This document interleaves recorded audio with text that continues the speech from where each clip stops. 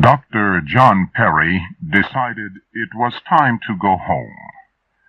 It had been a perfect day, a day alone, the first such day in many years. He had filled his bag with all sorts of seashells, enough to study for months. He picked up his bag of shells and walked toward the edge of the island. He came to the sand reef that connected the island and the shore of the mainland. He stopped for a moment to enjoy the sunset on the ocean water. Then he began to walk along the sand reef toward the shore. The gray colors of evening were beginning to spread across the ocean and the sand. He hurried on. Then, suddenly, he stepped into the water. Before he knew what had happened, he dropped down and down. The water was covering his head. He rose to the top of the water, struggling to get back on to the dry sand. He felt the water rushing about him. Somehow he got on to the sand and sat down, wet and surprised at his sudden drop. He heard the water still rushing about. Then he saw a long gray shark. He stood up and looked around. He saw the shark swim toward the shore, and then he saw other sharks, 5, 6, 7 of them. But where was the sand reef? What had happened to it? He began to walk back toward the island. While he had searched for shells on the island, the strong ocean waves had washed a large part of the sand reef away. There was nothing between him and the shore but water and sharks.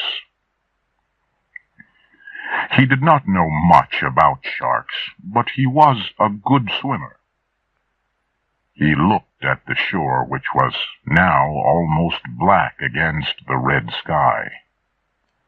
He could swim, but what about the sharks? Do they attack in the night?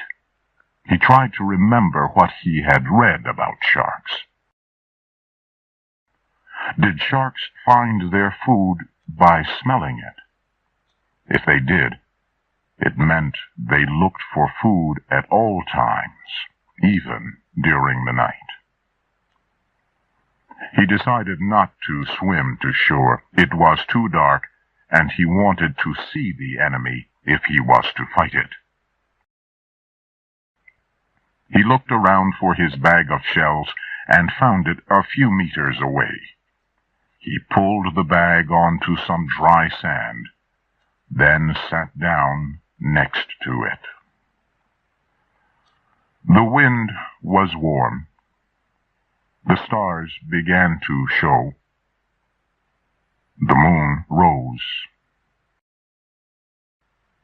The water looked peaceful and quiet and yellow in the moonlight.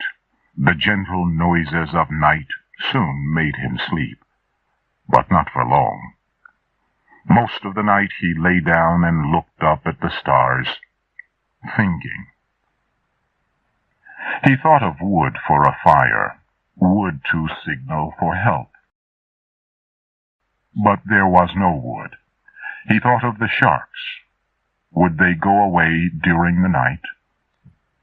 At last he thought of sleep. It came at last. He slept until the sun rose. He felt stiff when he got up. He moved about, then looked at the water before him. The same waves that had washed the sand reef away had somehow pushed large schools of fish into the area.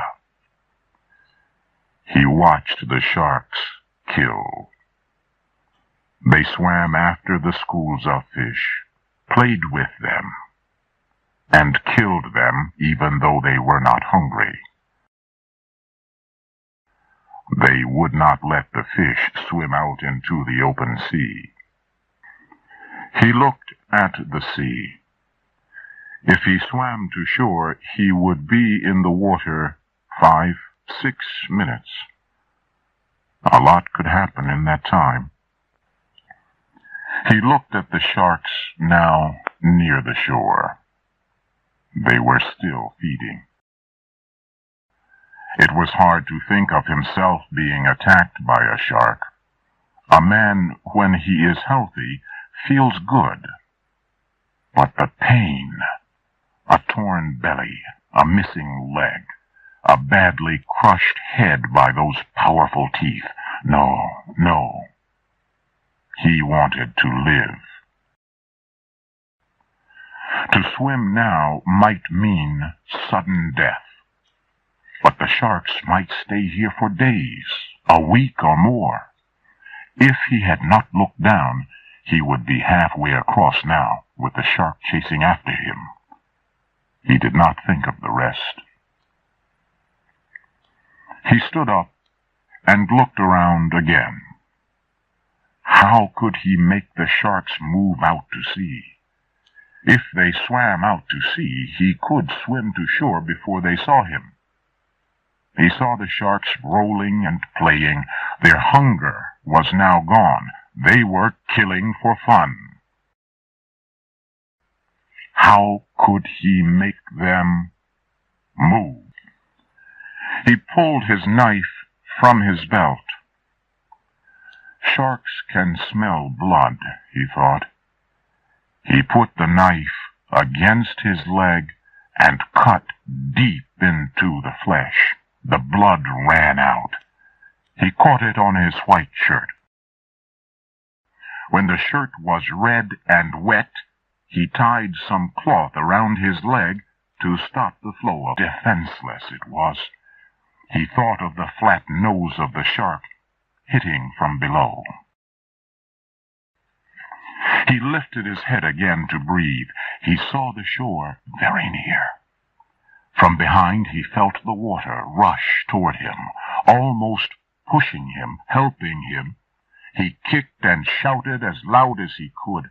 Then a great gray body hit him. The shark, excited by the smell of blood and the chase, went after him. The end came quickly as the shark's blood turned the water red. The injured shark was eaten alive as it tried to escape.